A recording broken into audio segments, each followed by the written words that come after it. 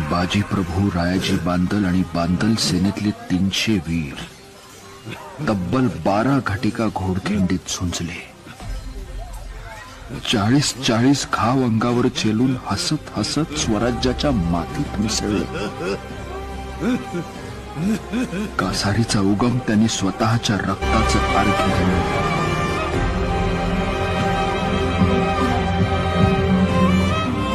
बलिदानाची गंगोत्री ही केवळ घोडखिंड नाही, तर पुढची हजारो वर्ष कुणालाही अन्यायाविरुद्ध लढण्याची प्रेरणा देणारी ही आहे पावनखिंड.